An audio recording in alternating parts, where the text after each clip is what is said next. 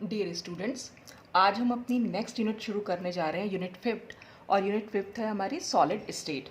तो इसके बारे में मतलब इसमें जो हम स्टडी करेंगे वो सॉलिड यानी जो क्रिस्टल्स हमारे होते हैं उनके बारे में स्टडी करेंगे। तो जो इसमें से पहला टॉपिक आता है वो आता है स्पेस लैटिस। अब ये जो लैटिस है इसको हम हिंदी में जालक बोल देते हैं, ठीक है। यानी जो क्रिस्टल्स के बारे में अगर हम बात करें तो क्रिस्टल जो फॉर्म कर वो लैटिस की मतलब जो जालक बन जाता है, मतलब क्रिस्टल्स को भी हम इसी तरह से स्टडी करते हैं। तो सॉलिड स्टेट में मेनली क्रिस्टल्स के बारे में स्टडी करते हैं, ठीक है। अब ये लैटिस वर्ड या स्पेस लैटिस हम किसको बोल रहे हैं, बस वही हम इसमें देखने जा रहे हैं। तो the x ray studies of crystals show that the structural units atoms, molecules और ions are highly ordered in a crystal. देखिए, जब उन क्रिस्टल्स की एक्सरे स्टडी की गई होगी, की जाती है या की गई, तो ये पाया गया कि जो भी उनकी स्ट्रक्चरल यूनिट्स है। अब ये स्ट्रक्चरल यूनिट से यहाँ पर क्या मतलब है, यानी क्रिस्टल्स जिनसे मिलकर बना है। देखिए, हमारे जितने भी मैटर हैं, जितने भी हमारे पदार्थ होते हैं, वो सब एटम, मॉलिक्यूल या आयन से मिलकर बने हुए होते हैं। मतलब एटम्स क्या, परमाणु, मॉलिक्यूल्स अणु हो गए, और आयंस तो आपको पता ही है, आयन जिन पे पॉजिटिव या नेगेटिव चार्ज हो, ऐसी स्पीशीज़ जो एटम से ही बनती हैं, ठीक है। एटम में अगर इलेक्ट्रॉन बढ़ा देंगे तो नेगेटिव चार्ज आ जाएगा, तो वो नेगेटिव आयन बन जाएगा, और अगर इलेक्ट्रॉन निकल जाएगा तो पॉजिटिव चार्ज, तो फिर वो पॉजिटिव आयन बनेगा, जिनको हम कैटायन या एनायन या धनायन या ऋणायन बोल देते हैं, ठीक है। तो क्रिस्टल्स जिनसे मिलकर बने हैं, एटम से या मॉलिक्यूल से या आयन से, तो वो जो स्ट्रक्चरल यूनिट्स होती हैं, यानी जो ये एटम्स हैं या मॉलिक्यूल्स हैं, ये आयंस हैं, are highly ordered. Highly ordered का मतलब क्या है, मतलब एक क्रम में, एक निश्चित क्रम में जो है ये क्रिस्टल में प्रेजेंट रहते हैं, और they are closely packed in a particular fashion. एक पर्टिकुलर फैशन में ये बहुत पास पास रहते हैं। देखिए, अगर मैं कोई क्रिस्टल स्ट्रक्चर बनाना चाहूँ तो क्या होगा, जैसे कि एटम्स हमने यहाँ दिखा दिए इस तरह से। एटम को हम एक स्फेयर से शो कर रहे हैं, यानी कि गोले से शो कर रहे हैं।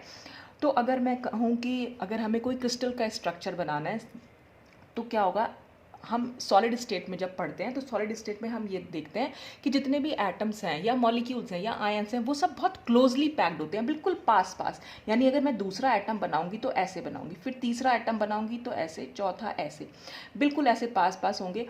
इसके नीचे भी एटम होंगे, ठीक है। और ये तो हमारा एक 2 डायमेंशनल स्ट्रक्चर बन जाएगा अगर मैं इसको नीचे की साइड और बढ़ा दूँ तो। 2 डायमेंशनल से क्या मतलब होता है, 2 डायमेंशनल का मतलब होता है जिसमें हमारे पास सिर्फ एक लंबाई आ रही है और एक चौड़ाई आ रही है, ठीक है। अब अगर मैं इनके ऊपर भी एक एक क्रिस्टल्स रखती चली जाऊँ, क्रिस्टल कह रही हूँ सॉरी, एटम्स अगर इनके ऊपर भी रखते चले जाएं, कि एक एटम हमारा नीचे रखा हुआ है, नीचे वाली पूरी लेयर बना दी मैंने, ठीक है। फिर इनके ऊपर भी रखती चली जाओ, इस तरीके से ये ऊपर उड़ जाएगा। फिर तो जब ये ऊपर उड़ जाएगा तो इसकी एक हाइट बन जाएगी, ठीक है। तो जहाँ पर लंबाई हो, चौड़ाई हो और ऊंचाई भी हो, वो स्ट्रक्चर हमारा 3 डायमेंशनल कहलाता है। तो इसके ऊपर भी अगर मैं इनमें एटम्स या मॉलिक्यूल्स या आयंस रखती चली जाऊंगी तो मेरे को एक 3 डायमेंशनल स्ट्रक्चर मिल जाएगा, और जिसमें मैं ये कह सकती हूँ कि ये जो एटम्स हैं, यानी जो इसकी स्ट्रक्चरल यूनिट्स हैं, वो एक पर्टिकुलर फैशन में है। मतलब एक हाईली ऑर्डर्ड से मतलब एक जो अच्छे क्रम में हमें दिखाई दे रही है। जैसे ये तो हमारा सॉलिड स्टेट हो गई। अगर मैं लिक्विड स्टेट की बात करूँ तो लिक्विड स्टेट में क्या होता है, मॉलिक्यूल्स थोड़े से दूर दूर होते हैं, ठीक है, या एटम्स जो है एक दूसरे से थोड़ा सा दूर दूर होते हैं, ठीक है। और वहाँ पर जो है इनके कंपैरिजन में थोड़ा सा कम ऑर्डर देखने को, जो एक ऑर्डर, हाईली ऑर्डर्ड के लिए मैं एक वर्ड जैसे भूल रही हूँ कि मतलब मैं आपको समझा नहीं पा रही हूँ इस चीज़ को। अच्छा, गैस में अगर हम देखें, गैस में मॉलिक्यूल्स होंगे इधर उधर, मतलब एक इर्रेगुलर फैशन में होंगे, कहीं पर भी हो जाएंगे इस तरह से, बहुत दूर दूर होंगे लेकिन, तो वो एक इर्रेगुलर फैशन कहलाएगा। यहाँ पर ये एक रेगुलर फैशन है और थोड़ा सा कम रेगुलर लिक्विड में होता है, लेकिन यहाँ पर तो बिल्कुल ही इर्रेगुलर होता है। तो जो सॉलिड स्टेट होगी तो एक चीज़ तो हो गई कि वो क्लोजली पैक्ड होते हैं। क्लोजली पैक्ड का मतलब बिल्कुल पास पास होते हैं। लिक्विड में थोड़ा दूर दूर होते हैं, गैस में तो बहुत ही दूर दूर होते हैं, ठीक है।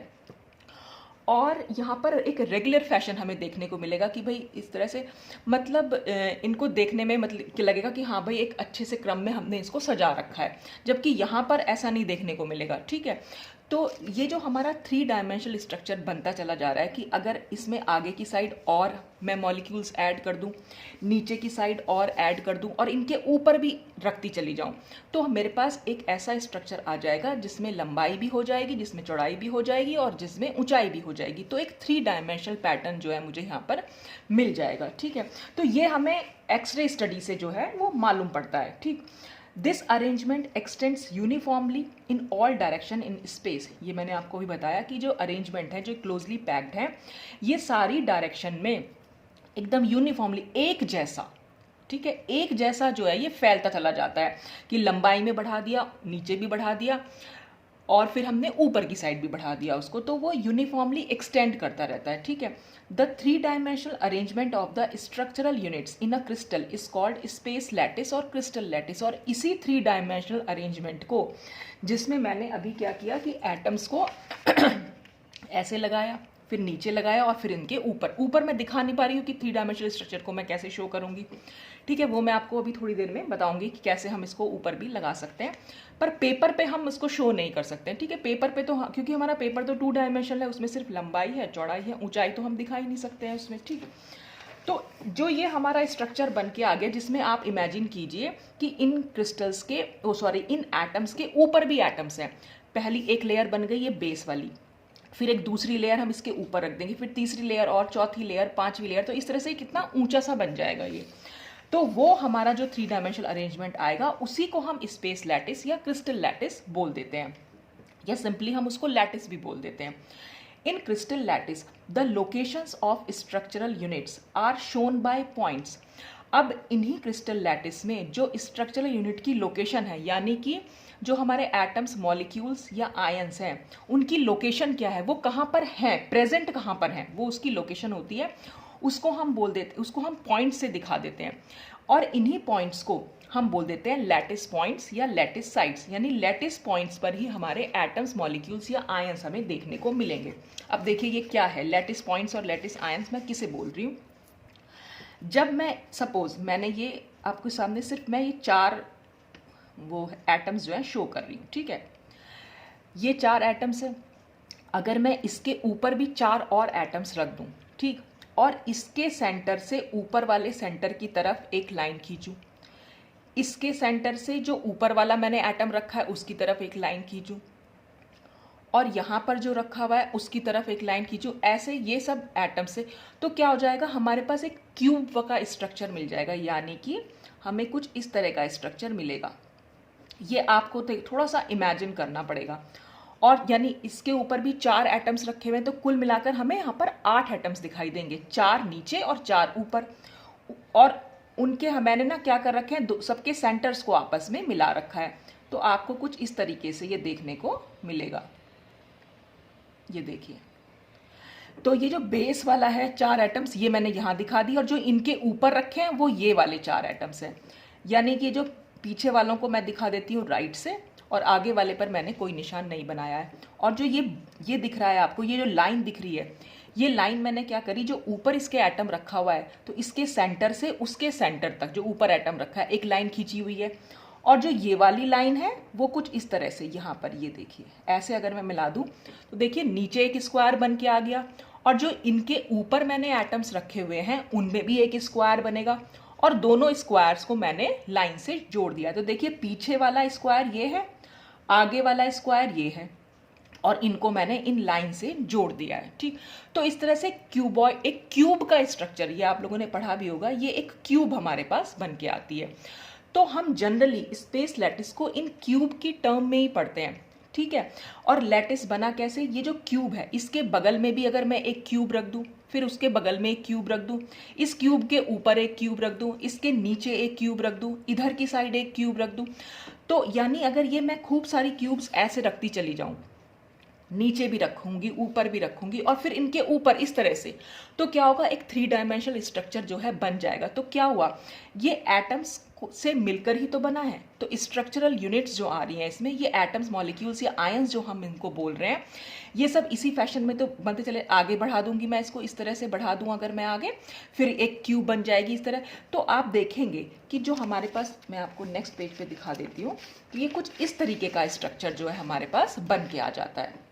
ये जो यहाँ पर पॉइंट्स शो कर रखे हैं मैंने, इन्हीं को हम लैटिस पॉइंट्स बोल देते हैं। और ये लैटिस पॉइंट्स का मतलब यहाँ पर एटम या मॉलिक्यूल या आयन प्रेजेंट है। तो मैं बार बार एटम, मॉलिक्यूल, आयन ना बोल के एटम्स बोल दूंगी अब कि स्ट्रक्चरल यूनिट्स जो है, सपोज हमारे पास एटम्स हैं, तो अब क्या है कि आप यहाँ पर देख भी रहे हैं कि यहाँ पर जैसे क्यूब है, ये सिर्फ इतना है कि क्यूब के बगल में क्यूब्स रखी हैं, क्यूब के नीचे क्यूब है, क्यूब के ऊपर क्यूब है, साइड में है, और बिल्कुल ऊपर तक पहुंच गई हैं वो।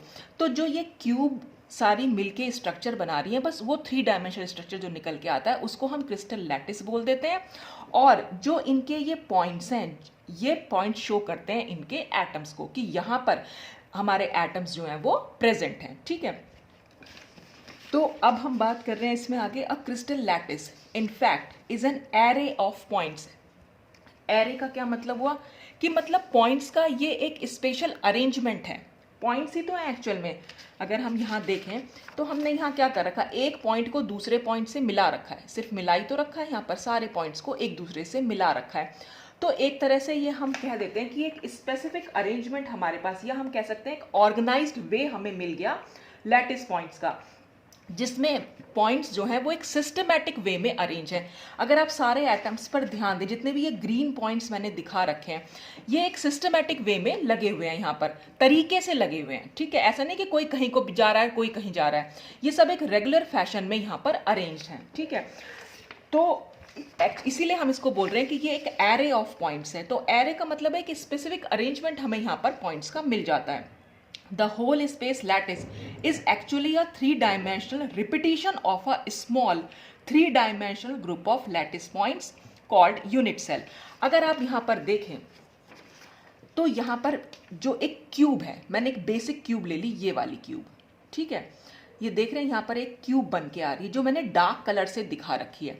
और अगर आप ध्यान दें, ये क्यूब अपने आप में क्या होती है, 3 डायमेंशनल स्ट्रक्चर होती है। ठीक है, तो इस क्यूब, जो 3 डायमेंशनल स्ट्रक्चर क्यूब है या 3 डायमेंशनल क्यूब है, एक्चुअल में जो क्रिस्टल लैटिस है वो इन्हीं क्यूब का रिपीटिशन है। रिपीटिशन से मतलब क्यूब के बाद फिर से क्यूब है, इस क्यूब के बाद फिर क्यूब है, क्यूब के ऊपर क्यूब है, क्यूब के नीचे क्यूब है, क्यूब के इधर क्यूब है और क्यूब के इधर क्यूब है। ठीक है, तो क्यूब का रिपीटिशन हो रहा है, बार बार हम उसी क्यूब को यूज करे जा रहे हैं। तो वो क्यूब आगे बढ़ती चली जा रही है, मतलब इस लैटिस में हमें बहुत सारी क्यूब्स दिखाई दे रही हैं। ठीक है, तो इन क्यूब्स का रिपीटिशन, यानी इस 3 डायमेंशनल स्ट्रक्चर का रिपीटिशन, और कहाँ पर हो रहा है रिपीटिशन, 3 डायमेंशन में ही हो रहा है। 3 डायमेंशन में कैसे हो रहा है, लंबाई में मैं यहाँ पर क्यूब्स रख दूँ, फिर चौड़ाई में मैं क्यूब रख दूँ, और इसके ऊपर भी मैं क्यूब रख दूँ, तो हमारे पास जो स्ट्रक्चर बन के आएगा वो एक फिर से 3 डायमेंशनल स्ट्रक्चर बन जाएगा। तो इसीलिए यहाँ पर ये लिखा हुआ है कि the whole space lattice is actually a 3 dimensional repetition. तो 3 डायमेंशनल रिपीटिशन तो हो रहा है किसका, ऑफ अ स्मॉल, छोटी 3 dimensional group of lattice point. अगर मैं कहूँ कि क्यूब क्या है हमारे पास, मैंने अभी अभी आपको बना के दिखाया, ये क्यूब है, ये 3 डायमेंशनल स्ट्रक्चर है अपने आप में, और किनका, ये पॉइंट्स का 3 डायमेंशनल स्ट्रक्चर ही तो हो रखा है यहाँ पर। तो 3 dimensional group of lattice points called unit cell, और इसको हम बोल देते हैं यूनिट सेल। जो मैं बार बार क्यूब बोल रही हूँ, इसके लिए हम वर्ड यूज कर लेते हैं कि इसको हम बोलते हैं सॉलिड स्टेट के अंदर यूनिट सेल। और इन्हीं यूनिट सेल के रिपीटिशन से एक स्पेस लैटिस हमारे पास, यानी एक जालक, यानी क्रिस्टल हमारे पास बन के आ जाता है। और वही मैंने आपको नेक्स्ट पेज पे शो किया, तो चाहे तो आप इसका स्क्रीनशॉट ले सकते हैं। अच्छा, और इसका डायग्राम हम इस तरह से यहाँ पर बना के दिखा सकते हैं कि आपने बस क्यूब को दिखाना है। देखिए, पहली बेसिक क्यूब तो हमने ये ले ली, मैंने इसको इसलिए डार्क कर रखा है कि आपको दिखाई दे कि भाई हमने किस क्यूब को, हम इसी क्यूब को हमने आगे बढ़ा रखा है। अब देखिए, ठीक इसके पीछे की बात करें तो देखिए ये वाली भी एक तो क्यूब ही स्ट्रक्चर बन रहा है हमारे पास, ये जो बन के आ रहा है यहाँ पर। ठीक, फिर इसके ऊपर भी अगर हम देखें, इसके ऊपर भी एक क्यूब बन के आ रही, बहुत ध्यान से अगर आप देखेंगे तो ये क्यूब ही क्यूब है और कुछ नहीं है, और इन क्यूब को हम यूनिट सेल बोल रहे हैं। तो इसका मतलब स्पेस लैटिस जो है वो हमारा क्यूब जो यूनिट सेल है उसी का रिपीटिशन बनता चला जा रहा है। तो अब अगर मैं आपको दिखाऊं डायग्राम्स की वजह से, अगर मैं आपको एक मॉडल दिखाऊं, देखिए ये जो क्यूब है उसको हम कुछ इस तरह से दिखा सकते हैं, ठीक है। कैसे बनी ये क्यूब? ये 4 एटम्स आपको दिखाई दे रहे हैं और नीचे भी आपको 4 एटम्स यहाँ पर दिखाई दे रहे होंगे, ठीक है। और उनके बीच में ये बॉन्ड बना रखा है मैंने एक एटम से दूसरे एटम, हालांकि इतने भी दूर नहीं होते हैं सॉलिड्स, बहुत पास पास होते हैं, पर क्योंकि मेरे पास और कुछ था नहीं दिखाने के लिए तो मैं आपको सिर्फ शो कर रही हूँ। एक एटम से दूसरे एटम का डिस्टेंस ये कुछ इस तरह से इन बॉन्ड से मैंने शो कर रखा है। तो आप खुद भी देख सकते हैं कि ये मेरे पास एक क्यूब का स्ट्रक्चर जो है वो बन के आ गया है, ठीक है। अब इस क्यूब में एक तो क्यूब क्या, और इसी को मैं बोल रही हूँ यूनिट सेल। अब इस यूनिट सेल के बगल में एक और यूनिट सेल अगर मैं रख दूं तो मेरे पास स्ट्रक्चर कुछ ऐसा आ जाएगा, ठीक है। और अगर ये ऐसा स्ट्रक्चर आ गया तो जिसमें मेरे को क्या दिख रहा है, अगर मैं देखूं, देखिए ये अगर किसी भी चीज़ को आप ये लंबाई मान लें तो ये चौड़ाई मान लीजिए, या ये लंबाई मान रहे तो ये चौड़ाई, और हाइट क्या हो जाएगी यहाँ से यहाँ तक। तो एक क्यूब अपने आप में 3 डायमेंशन है और उसी क्यूब के बगल में एक और क्यूब है, फिर इसके आगे भी अगर मैं एक और क्यूब, सपोज यही वाला स्ट्रक्चर है, मैं यहाँ रख दूँ, ठीक, और इनके बीच में भी बॉन्ड बना दूँ नीचे वालों में भी, तो फिर ये ऐसे लंबाई में बढ़ती चली जाएगी। और फिर क्या होगा, अभी मेरे पास और स्ट्रक्चर ऐसे है नहीं, मैं यहीं बता दे रही हूँ। इसके ऊपर भी अगर मैं ऐसे रख दूँ तो ये जो नीचे वाला एटम है और जो इसका ऊपर वाला एटम है उनके बीच में भी एक बॉन्ड बन जाएगा। तो इस तरह से यहाँ पर ये ऊपर, और फिर इसके ऊपर भी रख दूँ, फिर इसके ऊपर रख दूँ, तो ये काफ़ी ऊंचा ऐसे इधर की साइड और इधर की साइड ये बढ़ता चला जा रहा है, यानी ये लंबाई में भी बढ़ रहा है, चौड़ाई में भी बढ़ रहा है और ऊंचाई में भी बढ़ रहा है। तो ये क्या हो रहा है, ये जो सिंपल क्यूब है इस क्यूब का ही रिपीटिशन से तो हो रहा है। इस क्यूब को मैंने आगे भी बढ़ा दिया, फिर इसके ऊपर भी बढ़ा दिया, तो क्यूब के रिपीटिशन से हमारे पास क्या बन के आ रहा है, क्रिस्टल लैटिस या स्पेस लैटिस जो है वो बन के आ रहा है। तो जो बेसिक यूनिट है किसी भी क्रिस्टल लैटिस की वो यूनिट सेल कहलाती है। किस चीज़ का रिपीटिशन हो रहा है, तो यूनिट सेल का यहाँ पर हमें रिपीटिशन देखने को मिलता है। तो इसी को हम बोल देते हैं कि ये स्पेस लैटिस है। अब इसके बाद हम स्टडी कर लेंगे इसमें कि ये यूनिट सेल एक्चुअल में है क्या। तो यूनिट सेल क्या है, जैसे मैंने आपको अभी बताया, space lattice is actually a 3 dimensional repetition of a particular pattern. तो ये पर्टिकुलर पैटर्न बन गया। कैसे पता चला पर्टिकुलर पैटर्न? क्योंकि क्यूब की फॉर्म में बन रहा है, सारे क्यूब की फॉर्म में ही बने जा रहे हैं, तो ये एक पर्टिकुलर फैशन हो गया, मतलब एक ऑर्डर्ड वे हो गया हमारे लैटिस पॉइंट्स का, ठीक है।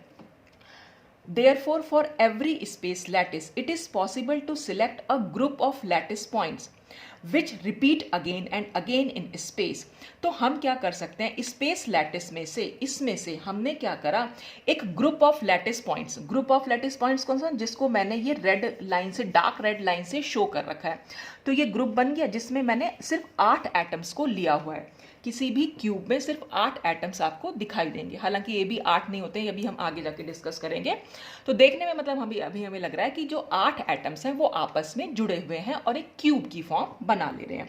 तो ये एक स्पेशल पैटर्न जो है यहाँ पर तैयार हो गया है, and sets the pattern for the whole lattice.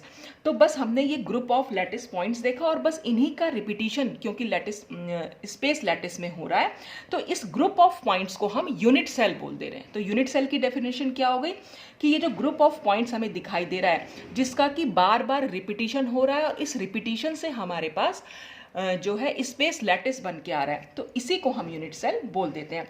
तो हम इसको कैसे डिफाइन कर सकते हैं, unit cell is the smallest, ये सबसे स्मॉलेस्ट है 3 dimensional group of lattice points. 3 dimensional है अपने आप में group of lattice points which when repeated in 3 dimensions in space, अपने आप में भी 3 डायमेंशनल है, और जब हम इसे 3 डायमेंशंस में यूज करेंगे, यानी इसी को लंबाई में बढ़ा देंगे, इसी को ऊंचाई में बढ़ा देंगे, इसी को चौड़ाई में बढ़ा देंगे, तो इससे हमें क्या मिल जाएगा, gives the whole lattice of the crystal. तो क्रिस्टल का पूरा हमें लैटिस यहाँ पर देखने को मिलेगा। तो 10 a unit cell is smallest unit of crystal. ये लाइन आप याद रखिएगा, हो सकता है एमसीक्यू में पूछ लिया जाए कि क्रिस्टल की जो स्मॉलेस्ट यूनिट होती है वो क्या होती है, तो वो होती है हमारी यूनिट सेल, ठीक है। यूनिट सेल से मिलकर ही हमारे क्रिस्टल लैटिस बनते हैं। अब यहाँ पर मैं आपको एक चीज़ और बता देना चाहती हूँ कि ये क्यूब है, मैं आपको मेन तो हमारा क्यूब स्ट्रक्चर है, अगर हम शेप देखें इसकी तो क्यूब की शेप में है, ठीक है। अब किसी भी क्यूब में 8 कॉर्नर्स होते हैं। कॉर्नर्स हम कैसे दिखा सकते हैं, जो ये ब्लैक कलर से मैं पॉइंट जो दिखा रहे जहाँ एटम्स प्रेजेंट हैं वो हमारे कॉर्नर्स कहलाते हैं, ठीक है। तो अगर हमारे पास तो वहाँ स्ट्रक्चर ये नहीं होगा, हमारे पास स्ट्रक्चर होगा ये वाला, जिसको हम क्यूब यहाँ अगर मैं दोबारा से बनाऊं इसको तो हम कुछ इस तरीके से बना सकते हैं। यहाँ पर एटम्स हो गए। तो जो ये गोल गोल मैंने दिखा दिए ये क्यूब के कॉर्नर कहलाते हैं। तो कितने कॉर्नर्स हैं इसके पास? 8 कॉर्नर्स होते हैं। किसी भी यूनिट सेल में हमें हमेशा 8 कॉर्नर दिखाई देंगे। ठीक, अब कोई पूछे कि इसमें कितनी फेसेस हैं। फेसेस का क्या मतलब होता है? जो ये 4 एटम्स हैं मिलकर जो ये पोर्शन बना रहे हैं, ये वाला जो पोर्शन हो गया वो एक फेस हो गई। फेस माने ये FACE, ठीक है। ये फ्रंट फेस हो गई। इसकी बैक फेस भी है नीचे की साइड। देखिए, एक तो ये ऊपर हमें ये जो 4 एटम्स हैं वो मिलके एक फेस बना रहे हैं। नीचे के जो 4 एटम है वो भी एक फेस बना रहे हैं। तो ऊपर की एक फेस हो गई और एक नीचे वाली फेस हो गई। फिर अगर हम देखें ये राइट हैंड साइड वाली भी फेस हो गई, क्योंकि यहाँ भी ये 4 एटम्स हैं। ये 4 एटम से एक फेस बनी और जो लेफ्ट हैंड साइड है वहां पर भी एक फेस बन गई। तो राइट हैंड साइड पे भी एक फेस है और लेफ्ट हैंड साइड पे भी एक फेस है। फिर एक ये फ्रंट फेस बन गई, जो हम अगर यहां पर हैं, अगर हम इसको यहां से देख रहे हैं तो ये फ्रंट फेस कहलाएगी। अगर आप इसे ऊपर से देख रहे हैं तो आपकी ये फ्रंट फेस कहलाएगी। तो वो तो देखने का तरीका है, आप कहां से देखेंगे। तो ये हमारी फ्रंट फेस मतलब क्यूब की फ्रंट फेस कहलाती है। और फिर इसी की एक बैक फेस। तो कुल मिलाकर हमें कितनी फेसेस दिखाई दे रही हैं? कुल मिलाकर हमें यहाँ पर 6 फेसेस दिखाई दे रही हैं। ये ऊपर वाली तो नीचे वाली 2 ये हो गई, राइट हैंड साइड वाली और लेफ्ट हैंड साइड वाली अब 4 हो गई। ये ऊपर वाली और ये ऊपर तो बता चुकी हूँ, ये फ्रंट वाली और ये बैक वाली। तो कुल मिलाकर हमारे पास 6 फेसेस। तो क्यूब में हमेशा 8 कॉर्नर्स होते हैं और 6 फेसेस होते हैं।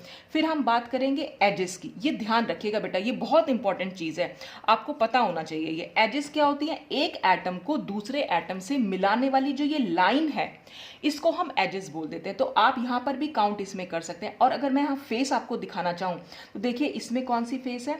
ये हमारी फ्रंट फेस है, ये वाले जो 4 एटम है सामने वाले, ये हमारे फ्रंट फेस बना रहे हैं। और जो पीछे वाले 4 एटम है वो हमारी बैक फेस बना रहे हैं। फिर आप देखेंगे ये वाला राइट हैंड साइड वाला एक फेस बन रहा है और ये लेफ्ट हैंड साइड वाला एक फेस बन रहा है। फिर ऊपर वाली एक फेस बन रही है इन 4 एटम से और नीचे वाली एक फेस बन रही है इन 4 एटम से। ठीक है, तो इस तरह से हमारे पास कुल 6 फेसेस बनती हैं। और एजेस अगर आप काउंट करेंगे तो यहाँ पर एजेस होंगी। देखिए, अगर मैं यहाँ देखूँ, ये एक लाइन हो गई, ये दूसरी लाइन हो गई, ये तीसरी लाइन हुई, ये चौथी लाइन हुई। ठीक है, 4 लाइनें हमें यहाँ दिखाई दे रही, तो 4 लाइनें नीचे भी होंगी। ये 4 लाइनें, 4 और 4 कुल मिलाकर कितनी हो गई? 8। ठीक है, और फिर इसको नीचे वाले लाइन को ऊपर वाली लाइन से मिलाने के लिए यहाँ पर 2 लाइनें और ये वाली 2 लाइनें। तो कुल मिलाकर कितने हो गए? 12 एजेस। तो हमारे पास यहाँ पर इसमें 12 एजेस देखने को मिलती हैं। 1 2 3 4 जो ये व्हाइट वाले बॉन्ड्स आपको दिखाई दे रहे हैं, व्हाइट वाली लाइनिंग्स जो हैं, तो 4 ये हो जाएंगी, 4 ही नीचे और 4 ही यहाँ पर हमें यहाँ पर खड़ी हुई दिखाई देंगी, जो इस तरह से इस नीचे वाले एटम को ऊपर वाले एटम से जोड़ रही हैं। तो कुल मिलाकर 12 एजेस होते हैं। तो किसी क्यूब के अंदर या किसी यूनिट सेल में हमें 8 कॉर्नर्स, 6 फेसेस और 12 एजेस देखने को मिलते हैं। ये बात आप जरूर ध्यान रखिएगा। और स्ट्रक्चर आपके सामने रहेगा। एक क्यूब आप खुद से बना सकते हैं, कॉर्नर्स काउंट कर सकते हैं, फेसेस काउंट कर सकते हैं और ये एजेस काउंट कर सकते हैं, अगर आप भूल भी जाएं तो। ठीक है, तो ये चीज थी यूनिट सेल के बारे में और ये स्मॉलेस्ट यूनिट होती है। और अगर मैं इसका डायग्राम दिखाऊं, हम ये वाला हमारा स्ट्रक्चर है ये। तो इसमें और इसमें क्या डिफरेंस है? अगर आप क्लास में होते तो मैं पूछती आपसे। तो अगर आप थोड़ा सा दिमाग लगाएं तो दोनों में कोई डिफरेंस अगर आपको दिखाई दे रहा है तो आप खुद सोचिएगा। ठीक है, वरना मैं बता ही रही हूँ आपको, ये जो यूनिट सेल है हमारी, ये भी एक यूनिट सेल है और ये भी एक यूनिट सेल है। इस यूनिट सेल की जो शेप है वो क्यूब की फॉर्म में है और इस यूनिट सेल की जो शेप है वो क्यूबॉइड की फॉर्म में है। क्यूब और क्यूबॉइड में क्या डिफरेंस है? क्यूब और क्यूबॉइड में ये डिफरेंस होता है कि क्यूब में जो इसकी लंबाई, चौड़ाई और ऊंचाई होती है वो बिल्कुल इक्वल होती है, जबकि इसमें लंबाई, चौड़ाई और ऊंचाई सब अलग अलग होती है। देख रहे हैं ना, ये वाला जो लेंथ है, ये वाली जो डिस्टेंस है, ठीक है, और इसका जो ऊंचाई है वो भी हमें यहाँ पर अलग देखने को मिलेगी। यानी कि ये डिस्टेंस और ये डिस्टेंस, ये सब अलग अलग देखने को मिल रहा है, कोई भी इक्वल नहीं है। जबकि आप क्यूब में अगर देखें, ये डिस्टेंस और ये वाला डिस्टेंस, ये सब डिस्टेंस इक्वल होते हैं। ठीक है, तो ये क्यूबॉइड, हालांकि ये भी एक यूनिट सेल है और ये भी एक यूनिट सेल है। तो अब हम बात करेंगे इस यूनिट सेल में मैंने आपको एक्सिस दिखा रखी है। ये हमारा यूनिट सेल का ओरिजिन माना जाता है, ठीक है। जो ये पीछे की साइड बना हुआ है, ये जो मैंने ये डॉट डॉट दिखा रखा है, इसका मतलब ये पीछे वाली लाइन को शो कर रहे हैं। पीछे से मतलब होता है जैसे अगर मैं आपको ये रखूँ, ये आपके सामने रखा हुआ है, ये जो आपको ये जो फ्रंट फेस दिखाई दे रही है ये वाली, ये आप इसको मान सकते हैं इस वाले स्ट्रक्चर को, क्योंकि आप जो है ऊपर की साइड से इसको देख रहे हैं। और जो ये पीछे की साइड है, यानी ये वाला जो पॉइंट है यहाँ पर मैंने जो दिखा रखा है, तो इस पॉइंट को हम पॉइंट ऑफ ओरिजिन मान लेते हैं क्यूब के लिए, तो ये पॉइंट ऑफ ओरिजिन है, ठीक है। अब मैं इसमें अगर एक्सिस दिखाना चाहूँ आपको, तो एक्सिस क्या हो जाएगी, एक्स एक्सिस जो इस तरह से जा रही है, तो एक्स एक्सिस हमारी ऐसे जा रही है, ठीक है। जेड एक्सिस जो होगी वो हमारी ये ऊपर को आ रही है, और जो वाई एक्सिस है वो हमारी कुछ इस तरीके से जा रही है। ये एक्स एक्सिस है, यानी इस तरह से एक्स एक्सिस ये हो जाएगी आपकी, वाई एक्सिस ये हो जाएगी, और जेड एक्सिस जो है वो इस तरह से हो जाएगी। तो वही हमने यहाँ पर इसको शो कर रखा है। तो आप किसी को भी एक्स वाई जेड यहाँ पर मान सकते हैं। तो ये अगर डायग्राम में बनाने को आए, तो डायग्राम में आप एक्स ऐसे दिखा सकते हैं, जेड ऐसे दिखा सकते हैं, और वाई ऐसे दिखा सकते हैं, ठीक। अब यहाँ पर मैंने ग्रीन पेन से ये ए, ये बी और ये सी लिखा हुआ है। अब ये ए बी सी क्या है, ये होते हैं एक्सियल डिस्टेंस, यानी इस एक्सिस पर, इस पॉइंट ऑफ ओरिजिन से एक्सिस तक का डिस्टेंस, कोई भी एक्सिस में हमारा यूनिट सेल का डिस्टेंस हम देख रहे हैं, अगर यहाँ से यहाँ तक का डिस्टेंस है तो वो हम ए मान ले रहे हैं, ठीक है। एक्सिस पर जो डिस्टेंस आ रहा है उसको हम एक्सियल डिस्टेंस बोल देते हैं। बी क्या है, जो वाई एक्सिस पर डिस्टेंस है, ठीक है। सी क्या है, जो जेड एक्सिस पर डिस्टेंस है। तो ये ए बी सी जो डिनोट करते हैं वो एक्सियल डिस्टेंसेस को शो करते हैं। और जो ये अल्फा बीटा गामा है, ये अल्फा बीटा गामा को हम एक्सियल एंगल्स बोलते हैं। ओरिजिन पर जो इन एक्सिस के बीच में एंगल बन रहा है वो हमारा एक्सियल एंगल कहलाता है, दो एक्सिस के बीच का एंगल। तो अगर मैं एक्स एक्सिस और जेड एक्सिस के बीच के एंगल की बात करूं, तो ये एंगल मैंने ऐसे शो किया हुआ है, ये है, इसको हम बीटा से शो कर रहे हैं, ठीक है। ये ध्यान रखिएगा, ये याद रखिएगा कि इसी तरह इसी क्रम में आप इसको ध्यान रखिएगा कि इसको मैंने ए से दिखाया, इसको बी से, इसको सी से, और ये अल्फा है इतना पोर्शन, ये पोर्शन बीटा है।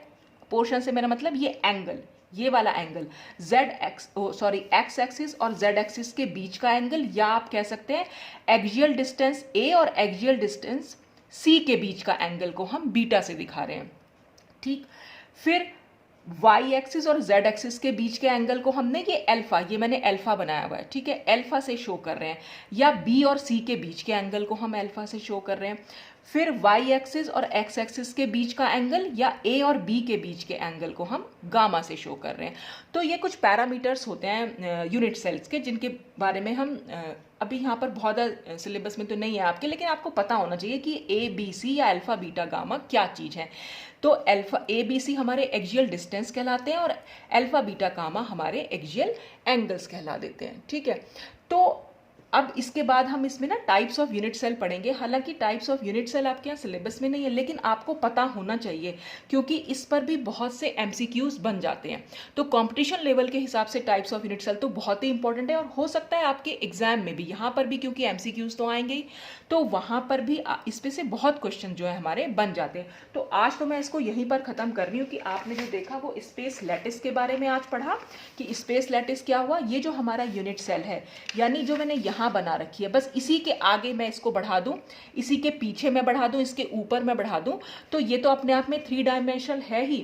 और इसी यूनिट को अगर मैं 3 डायमेंशनल स्पेस में बढ़ा दूं तो हमें एक क्रिस्टल लैटिस यहाँ पर देखने को मिल जाएगा। तो यूनिट सेल से मिलकर एक क्रिस्टल लैटिस जो है वो बनता है। तो जो स्मॉलेस्ट यूनिट होती है क्रिस्टल लैटिस की, उसी को हम यूनिट सेल बोल देते हैं। बाकी इसके टाइप्स ऑफ यूनिट सेल के बारे में हम नेक्स्ट वीडियो में स्टडी करेंगे। तो आज के लिए बस इतना ही। Thanks for watching.